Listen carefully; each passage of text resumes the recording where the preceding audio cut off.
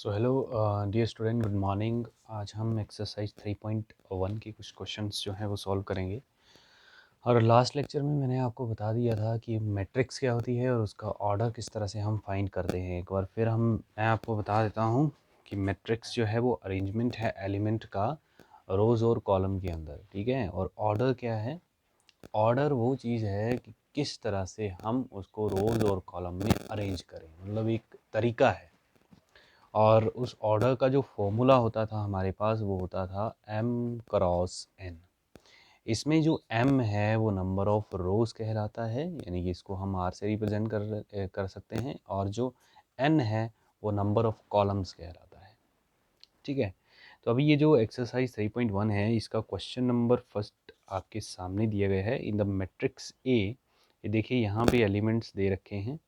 In the matrix A 2 5 19 -7, ये आपके रो one के एलिमेंट्स हैं। ये क्या है? रो वन के एलिमेंट्स। ये रो वन के एलिमेंट्स हैं। देन रो टू के एलिमेंट्स हैं 35 -2 5/2 12। ये आपके पास सेकेंड रो के एलिमेंट्स हैं। और √3 1 -5 17, ये रो थर्ड के एलिमेंट्स हैं। अगर हम कॉलम्स के एलिमेंट की बात करें तो यहाँ पे कॉलम वन के जो एलिमेंट्स होंगे वो होंगे 235 √3। और कॉलम सेकंड के जो एलिमेंट होंगे वो होंगे 5 -2 1। और कॉलम थर्ड के जो एलिमेंट्स होंगे वो होंगे आपके पास 19 5/2 -5। और कॉलम फोर के जो एलिमेंट्स होंगे वो होंगे -7 12 और 17। तो इस तरह से ये देखिए अरेंजमेंट है एलिमेंट्स का रोज और कॉलम में, वो कहलाता है मैट्रिक्स।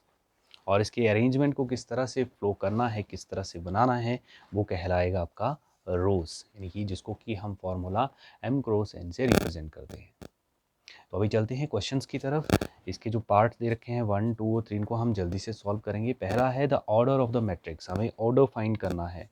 तो ऑर्डर का फॉर्मूला है m cross n। m mean number of रोज, तो नंबर ऑफ रोज देखिए 1 2 और 3 हैं, तो यहाँ पे हम लिख सकते हैं 3 क्रॉस। और n क्या है? n mean number of column, तो 1 2 3 और 4।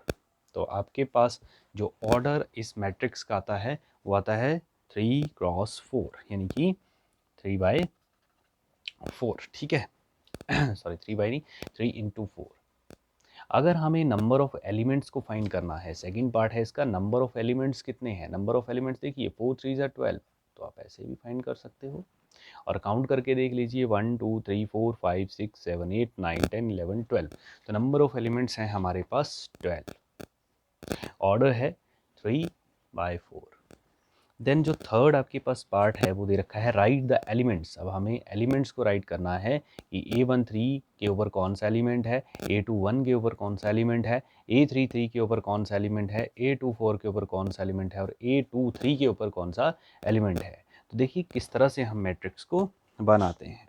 आपके पास ये जो आपके पास R1 यानी कि रो 1 रो 2 और रो 3 दिख रहा है, ये जो आपके पास फर्स्ट एलिमेंट है रो 1 का वो कहलाता है A11, उसको हम लिखते हैं A11।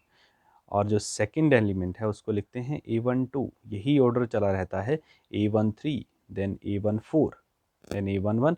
फिर ये जो सेकंड 35 है ये स्टार्ट हो जाएगा A21 से, देन A22 A23 A24, ठीक है। Then A31 A32 A33 and A34। फिर से देख लीजिए A11 A12 A13 A14 A21 A22 A23 A24 A31 A32 A33 A34। तो हमें एलिमेंट्स को लिखना है। अब A13 के ऊपर कौन सा एलिमेंट है? 19, तो यहाँ पे 19 आ जाएगा। A21 के ऊपर कौन सा एलिमेंट है? 35, तो यहाँ पे 35 आ जाएगा। A33 के ऊपर कौन सा एलिमेंट है? A33 -5, तो यहाँ पे -5 आ जाएगा। A24 के ऊपर कौन सा एलिमेंट है? 12, तो इसको हम 12 लिख देंगे। A23 के ऊपर कौन सा एलिमेंट है? A23 -5। A33 के ऊपर A23 के ऊपर है आपके पास 5/2। तो इस तरह से हम इन आंसर्स को फॉर्म कर सकते हैं। तो आई थिंक आपको ये क्वेश्चन समझ आ गया होगा। अब चलते हैं हम अपने नेक्स्ट क्वेश्चन की तरफ, जो कि इम्पोर्टेंट क्वेश्चन है और कई बार HP board of school education ने इसको अपने फाइनल एग्जामिनेशन में पूछा हुआ है। तो देखिए यहाँ पे क्या कहा गया है, if a matrix has 24 elements, अगर किसी मैट्रिक्स के पास 24 एलिमेंट्स हों, 24 एलिमेंट्स हों, what are the possible order, what are the possible order it can have, इसके पास कितने ऐसे पॉसिबल ऑर्डर हो सकते हैं, but if it has 13 element. देखिए पहले हमें क्वेश्चन को समझना है। अगर किसी दी गई मैट्रिक्स के पास 24 एलिमेंट्स हैं तो उसके ऑर्डर कितने होंगे, पॉसिबल ऑर्डर कितने होंगे। और फिर दूसरा क्वेश्चन है बट इट हैज़ 13 एलिमेंट्स, अगर उसी मैट्रिक्स के पास 13 एलिमेंट हो तो क्या पॉसिबल ऑर्डर होंगे। पहले हमें पॉसिबल ऑर्डर फाइंड करने हैं 24 एलिमेंट्स के लिए, पहले हमें ऑर्डर फाइंड करने हैं 24 एलिमेंट्स के लिए। तो देखिए 24 एलिमेंट्स के लिए हमें ऑर्डर फाइंड करना है, ध्यान से देखना है। 24 एलिमेंट्स, एक मैट्रिक्स के पास 24 एलिमेंट्स हैं, इसका मतलब क्या है, इसका सीधा सा मतलब है कि उसका जो ऑर्डर है m क्रॉस n जो है वो 24 है, उसका जो ऑर्डर है वो 24 है। इसका मतलब हमें ऐसे पॉसिबल ऑर्डर निकालने हैं जिसमें कि हमें मल्टीप्लाई करने के बाद, यानी कि m और n को मल्टीप्लाई करने के बाद 24 का कॉम्बिनेशन बने। तो ऐसे कितने पॉसिबल ऑर्डर हो सकते हैं। तो देखिए अगर मैं रो, ये क्या है आपके पास रोज़ हैं, ये कॉलम है, अगर मैं 1 लिख देता हूँ और इधर 24 लिख देता हूँ तो ये भी क्या 24 रिजल्ट आएगा कि नहीं। तो एक तो ऑर्डर ये बन गया। ऐसे ही हमें फाइंड करने हैं, बाकी सारे फाइंड करने हैं। तो कैसे करेंगे फाइंड, फिर देखिए 24 और कैसे बनता है, कैसे बनेगा। अगर मैं अब देखिए कॉलम को यहाँ रख देता हूँ 24 और 1, ये भी 24 होता है। देन आपके पास 2 इंटू 12 24 होता है, 12 इंटू 2 24 होता है, ठीक है। 3 इंटू 8 24 होता है, 8 इंटू 3 24 होता है।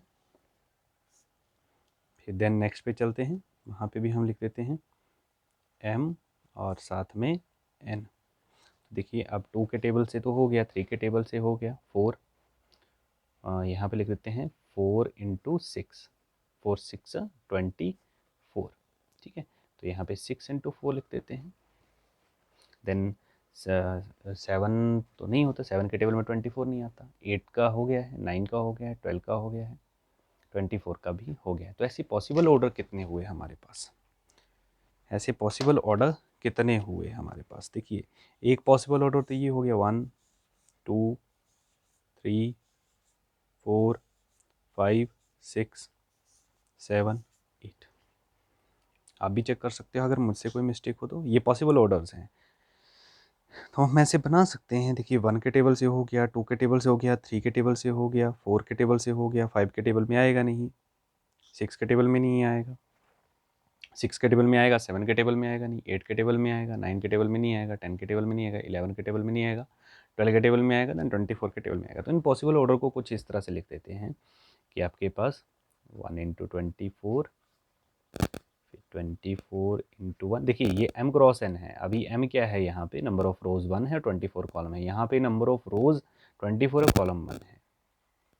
2 into 12, 12 into 2, 3 into 8, 8 into 3, 4 into 6, 6 into 4, ठीक है। 1 2 3 4 5 6 7 8, तो 8 पॉसिबल ऑर्डर यहाँ पे बन जाते हैं। अगर यही ऑर्डर 13 के लिए निकालना हो तो 13 के लिए आप कैसे निकालोगे, देखो 13 इंटू 1 होगा एक ऑर्डर, और 1 इंटू 13 दूसरा पॉसिबल ऑर्डर होगा 13 के लिए। तो इस तरह से आप इन सॉल्यूशंस को फाइंड कर सकते हो। Thank you.